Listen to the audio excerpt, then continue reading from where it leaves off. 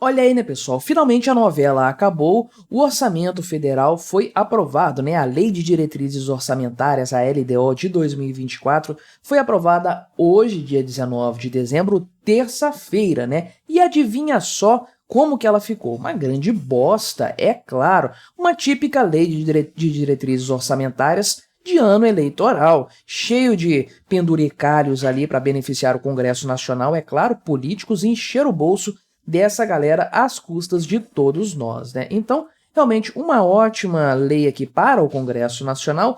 Para o Lula, não é muito boa, diga-se de passagem, nesse sentido, mas boa em outro aí também, em outros sentidos, é claro. É sempre assim, orçamento é bom para todo mundo do meio político, é um meio termo que chega lá, né? Ele é só ruim para nós, os pagadores de impostos, porque a gente vai ter que lidar com essa farra absurda aí, né? E mantiveram lá a grande questão, né, o grande ponto que estava sendo colocado também era a questão fiscal, né? Qual seria a meta fiscal aprovada pelos congressistas? Enfim, aprovaram o déficit zero lá do Fernando Haddad, né? Que todo mundo sabe que não vai acontecer. O grande ponto, então, não é do que se trata a meta fiscal, qual é a meta estabelecida, mas como o governo vai fazer para burlar isso aí, quais são os gatilhos dentro dessa LDO que vão permitir ao governo burlar esse déficit fiscal em um ano eleitoral que a gente sabe muito bem a bagunça, a farra que é. Então vamos conversar sobre esse tema, mas antes disso, deixe o seu like e o seu comentário neste vídeo, se inscreva no meu canal se você ainda não for inscrito, considere se tornar membro patrocinador do meu trabalho, com valores a partir de R$ 1,99 por mês, você me ajuda bastante dessa forma, pode ter certeza disso, né? Então, essa LDO foi aprovada com tranquilidade, né, a votação na Câmara e no Senado também, sendo que no Senado foi uma votação ali nominal, simbólica, só para passar a coisa batida mesmo, né? Mas então, a gente pode ver que, aliás, na Câmara a votação foi simbólica e depois no Senado realmente teve uma votação assim de forma nominal, né? Então, lá no Congresso Nacional foi votado ali pelo o relatório apresentado pelo senador, pelo deputado, né? Nossa, que viagem na maionese. Câmara, senador. Danilo Forte, lá do União Brasil do Ceará, né? Claro que o relatório da LDO ficaria nas mãos de um cara do Centrão, né? Obviamente, porque isso aí está a serviço do Centrão Fisiológico do Congresso Nacional.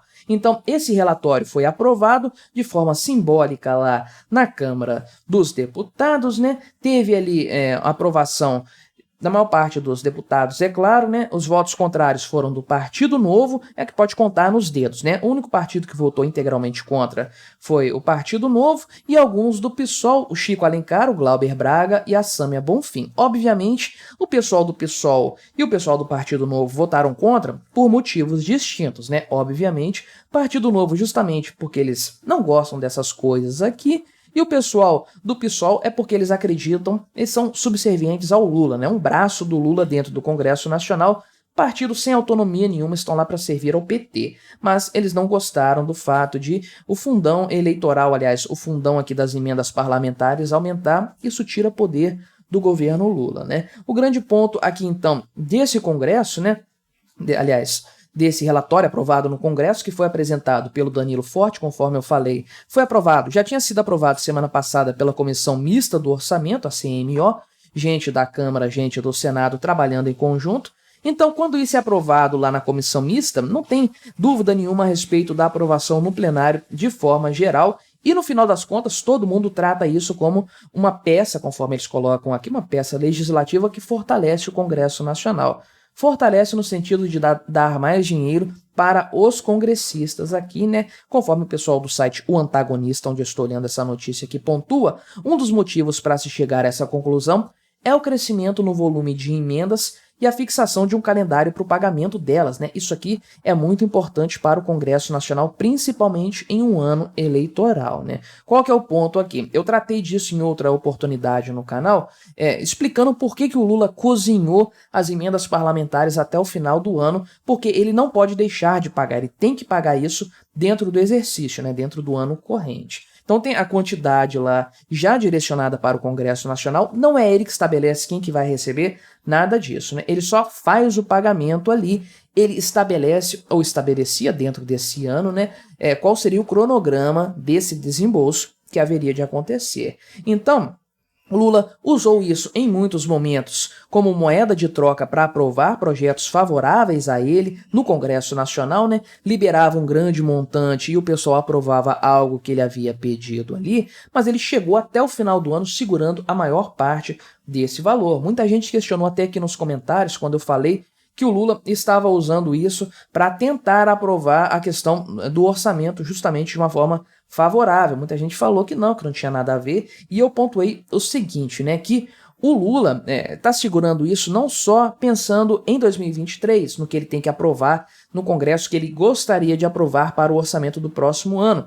Ele está pensando também em 2024, dando um recado para os parlamentares, né? Dizendo o seguinte: olha, se você não votar como eu quero, principalmente agora no que eu preciso, no ano que vem eu não vou liberar cedo as suas emendas parlamentares, vou deixar isso para o final do ano. Qual a diferença que faz? Em 2023, não faz tanta diferença assim, conforme eu falei, o valor tem que ser pago integralmente. Mas 2024, um ano eleitoral, um ano em que muitos deputados vão querer fazer obras, destinar recursos para prefeituras que são interessantes para eles do ponto de vista político, não receber as emendas parlamentares em tempo hábil, ou seja, até meados do ano provavelmente, pouco antes da campanha eleitoral ali, isso aí é uma tragédia, né? Deixar para receber em dezembro, o cara não vai conseguir usar isso para fins eleitoreiros. Alguns aí vão até tentar candidatura, né, em prefeituras grandes e tudo mais. Ou seja, o Lula estava usando isso realmente para passar um recado para o Congresso Nacional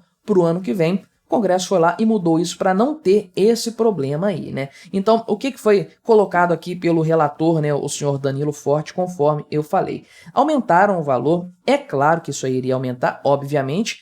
Atualmente, né, o valor das emendas parlamentares era de 31 bilhões, que já é uma montanha de dinheiro. Para pensar quanto que é isso aqui, né, cara? Mas aumentou para 48 bilhões. Será que isso aqui aumentou acima da inflação? Faça as contas aí e me diga depois, né? Então, 48 bilhões de reais no total, no montante que vai para os parlamentares, sendo que aí 11 bilhões são direcionados para as chamadas emendas de comissões e as emendas de bancadas individuais chegam a 37 bilhões de reais, né? Então, o que o Danilo Forte falou? Que isso aqui vai servir para dar uma autonomia a mais para o Congresso Nacional, e aí eles instituíram, na LDO de 2014, eles instituíram as emendas, né, ao que parece aí. Depois disso, passou a entrar na Constituição Federal, as emendas individuais e de bancada impositivas, ou seja, né, isso aí realmente tem que ser feito, tem que ser colocado, e de fato o governo não tem para onde correr, tem que pagar isso aí,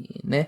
O Partido Novo aqui, na pessoa da Adriana Ventura, que é a líder do partido no Congresso, né, deputada, disse aí que não existe transparência para esses gastos aí. Esses 11 bilhões de reais de emendas de comissão seriam um orçamento secreto do governo Lula, um montante ali que ele poderia negociar diretamente para conseguir aprovação de projetos dele ali. Então, isso ela disse que deveria ter mais transparência, por isso que o Partido Novo votou contra isso. Sendo que, conforme eu falei aqui, o pessoal lá do partido da base do governo Lula, né, do PT e tudo mais, votaram contra, justamente porque isso enfraquece o governo aqui, né, nas palavras do Jacques Wagner, que é o líder do PT no Senado, fica impossível governar com essas regras aí, né. Lá no Senado, o que aconteceu, né, eu falei da aprovação no Congresso, na Câmara, não falei no Senado, mas lá no Senado, votação nominal, foram 65 votos favoráveis, 2 votos contrários,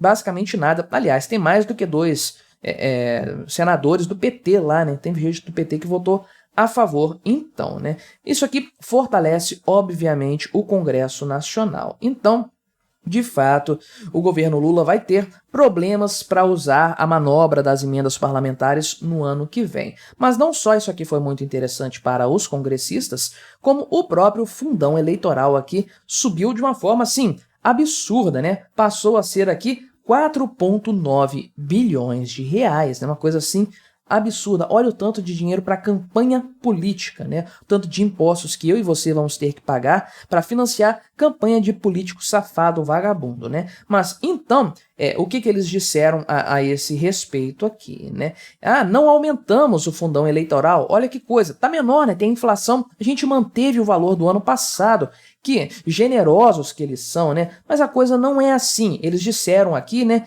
que esse montante não pode ser menor que o da eleição do ano passado, né, 2021, 2022 teve eleições aí e o valor foi de 4,9 bilhões de reais, então, para 2022 vamos manter, temos compromisso fiscal, não vamos crescer, mas não pode diminuir, vamos manter o valor, né? Que bonzinhos que eles são. Só que tem um detalhe, 2022 são eleições para prefeito e vereador, não são eleições majoritárias, conforme o pessoal colocou aqui, né? Se a gente comparar com o fundão eleitoral lá de 2020, quando teve eleições para prefeito e vereador, o valor era de 2 bilhões de reais. Então, eles subiram aqui 150% praticamente do valor. Uma coisa assim abominável.